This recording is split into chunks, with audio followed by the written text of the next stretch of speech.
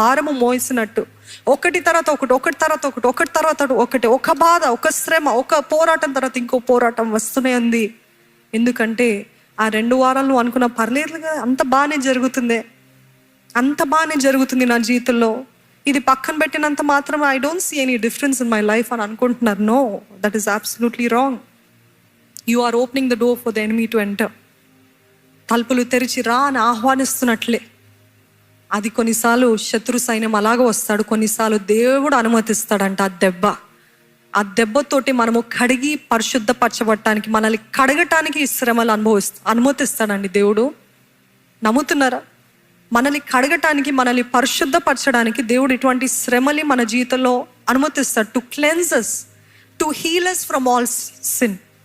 మనల్ని స్వస్థపరచడానికి. మీ పాపం నుండి మిమ్మల్ని స్వస్థపరుస్తానంటే ఏంటి అంటే పాపం కూడా ఒక రోగమేనా? అవును.